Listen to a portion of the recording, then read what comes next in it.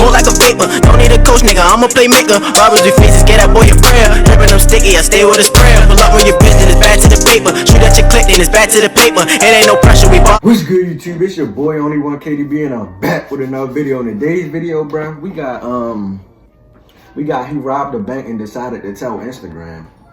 Now, if you're new to this video, make sure you like, share, and subscribe. Turn on that post notification bell so you can get notified when I drop another banger, bro. Now, it's a lot of stupid people in this world. Why he decided to rob a bank, then tell Instagram, we finna find out, bro. But, yeah, bro, follow me on the gram at KDB.younger, not younger.KDB, because I have no idea who that is, bro. How y'all day been going so far? Alright, bro, alright. Sorry to hear that, bro. But anyway, we finna get to the video, bro. Y'all boys ready? Alright, back, come on. Hurry up. Say nothing. Come on.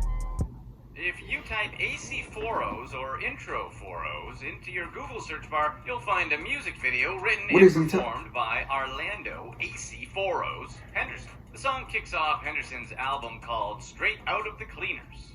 The album's cover features AC standing in a laundromat flicking a $100 bill at the camera as he blows a puff of smoke. However, the album cover isn't nearly as interesting as the music video, which begins with Henderson rapping as the video. What did I click on, bro?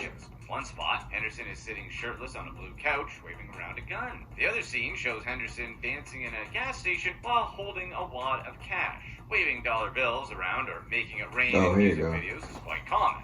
Cliche by modern standards, but cash truly is everything to Henderson. His life motto is "Ain't quit being broke," a simple phrase he uses in every facet of his life and business. But while it's easy to print the saying on t-shirts and sing it in rap songs, avoiding financial hardship can be difficult, especially if you're like Henderson, who in 2013 dropped far below broke. In 2013, Henderson filed for Chapter 13 bankruptcy. I don't know who Henderson is, but $26,000 to various creditors. In July, Henderson agreed to pay them $447 per month for 60 months. However, in August, the administrators filed a motion in court to dismiss Henderson's I don't know why you agree to that, bro. Reason, AC4Os neglected to attend a 341 meeting between him and his creditors. A 341 meeting is like an interrogation of the person in debt. It's a chance for the creditors to question them under oath about their assets and liabilities. He also failed to show up for his debtor education class, a program that helps people with poor money management. You messing up, bro. Learn how to avoid debt, which was a part of the terms he supposedly agreed to in court. Henderson was horrible with money and clearly could not be trusted. It only seems fitting that he'd eventually get a job at the bank. As you can probably guess, that bank was Wells Fargo. Henderson began working at their Charlotte location as a vault runner. To put it bluntly, the man who went bankrupt 6 years ago received the literal key to a vault filled with millions of dollars. Henderson started his new job in April of 2019. In their indictment, investigators believe Henderson wasted no time in stealing money. After working at the bank for 2 months, Henderson hatched a brilliant idea. He could steal money from the vault whenever a customer made a deposit. Hold up, bro. Small. Bro, you worked there for 2 months, then you decide. Bro, at least wait a little longer, bro. Just wait like. My bad, bro. I shouldn't even be giving this advice. My bad, bro. We finna continue the video, bro. But why did you only wait 2 months, bro? And then you did. Come on, Henderson, bro. You messing up, bro. You fucking up, Henderson. First score was only $446. Coincidentally, $1 less than what he'd agreed to pay his creditors back in 2013. Nobody seemed to be missing the money. To Henderson, the scheme was a success. Henderson decided to steal a little bit less the next time. Perhaps he wasn't ready to press his luck. Not just yet. His second swipe amounted to $200. A few days later, Henderson strolled back into the vault and stole another $411. You would think that someone would notice if $1,000 went missing. Oh, this nigga Henderson was savage, bro. Henderson knew the bank would eventually catch on. He was smart enough to come up with ways to cover his tracks, but dumb enough to think they'd work. He created false deposit documents and even went as far as to destroy real documents filled out by customers. If there was no paper trail of the deposit, how could anyone prove the money was there to begin with? Henderson's clever cover-up worked Henderson, he think like a genius. Henderson deposited the money in a nearby ATM. Seeing the money falling into his bank account must have looked good because the next day, on June 21st, Henderson came into work and scraped another $850 from a customer's account. From the 21st onward, a massive shift occurred in Henderson's thinking. After that $850 was deposited, the Carolina rapper started taking his embezzlement scheme to new and dangerous heights. According to investigative records, on June 24th, Henderson stole $5,400. The very next day, he stole another $5,000. The day after that, he downsized to $1,300. After the 26th, Henderson took a 5-day hiatus from ripping off Wells Fargo customers. He probably felt like he deserved a vacation. However, the hiatus only served as a consolidation period. Henderson was already riding down a slippery slope, which felt more like a high, if anything. He continued to steal cash from the vaults, this time in far larger amounts. Henderson's increasing payload played out like a 3-act play. It began slowly with the first $400, taking baby steps until he was stealing a few thousand here and there. By the show's climax, Henderson had stolen over $13,000 in one day before ending on one last $3,000 score. His final farewell. The grand total added up to $88,000. So, what did Henderson do with the money he stole? As mentioned before, he put some in his bank account. The deposited money, specifically $20,000, was used to put a down payment on a brand new shiny white Mercedes-Benz. Besides the car, Henderson kept most of the cash in his home, prompting one of his friends to comment on how strange it was that he kept it lying around. He wondered if Henderson had ever heard of a bank. Of course, Henderson knew more than most about banks. He knew enough about banks to forge statements, which Henderson used to finance his 2019 Mercedes, which he spent more time taking pictures of than actually driving. Henderson made sure his social media followers knew how good 2019 had been to him. One post... Hold on. Bro, if you stole money from a bank, bro, what? This new generation, something else, boy. But why you posting on Instagram the money that you stole from the bank, bro?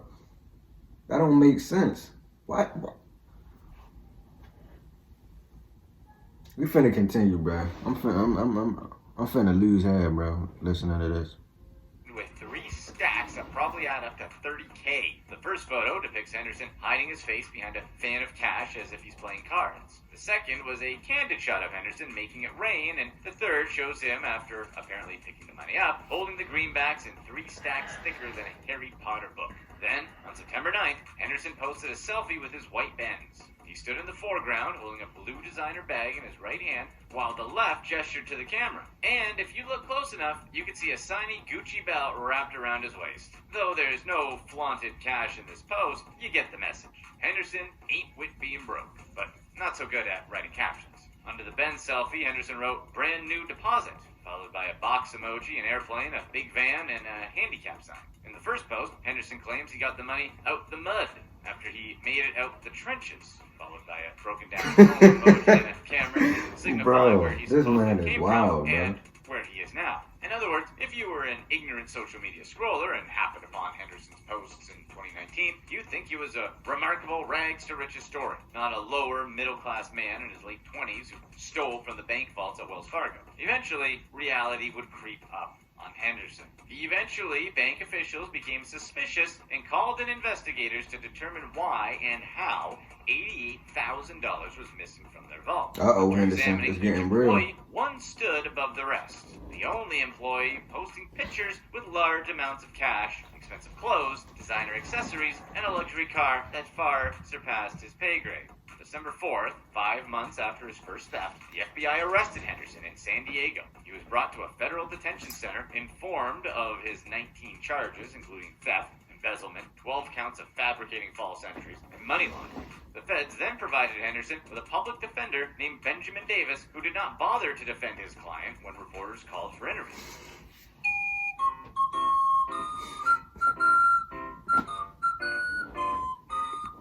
Well, people are so dumb, bro. Pro from Back Market. They specialize in refurbished devices that feel he should have known he was going to get caught, bro. Now, at Back Market... Eventually, federal officials moved Henderson to the crime scene, North Carolina. Not long after his cross-state move, Henderson pleaded guilty to all charges in a federal court in Charlotte. The date was March 20th, meaning Henderson was moved around by feds like a wayward Amazon package between December and March. Nevertheless, Henderson still managed to release a new rap single. The single was called, and we're not making this up, First Day Out. On January 11th, only a few weeks after being detained by the FBI, Henderson officially released the song on YouTube. Say what you will about Orlando Henderson, but even his harshest critics have to admit he has impeccable timing. Henderson was formally charged for his crimes and is staring down the barrel of a hefty prison sentence and multi-million-dollar fine. However, Henderson is currently a free man, as he's innocent until proven guilty in court. While his case moves through the process, Henderson seems to think everything's fine. Scrolling through his social media pages, you'd never think anything bad happened. The free man posted his homecoming on Facebook, saying he was ready to conquer the summer and conquer what is Throughout the summer of 2021 and the subsequent fall months, Henderson wanted his followers to know he was still, quote, ain't wit being broke. 2 days after announcing his return home, Henderson posted a picture of himself on Facebook wearing a hoodie with the caption, "He put up for a min." Then, on August 28th, he posted a picture of himself standing in front of his white Mercedes captioned, "Somewhere in the trenches in that same Benz," implying he still owns the Mercedes he bought back in 2019. It seems very odd that Henderson was able to keep the Mercedes after financing the vehicle with a falsified loan application. There is a possibility the photo Henderson posted was taken in 2019, and he added the caption to mislead people into thinking he kept the car, leaving his actual living Oh my circumstances God, around a fake hustle game mystery. We may never know what Henderson is really up to. Perhaps we can try to understand why. Ain't wit being broke is much more. Alright, bro, that's gonna do it. I don't even know what is this generation coming, bro. First of all, bro, you took too much money out the banks that went out of Wells Fargo. He took too much out, bro. Just take a little bit at a time, bro. Why am I giving advice?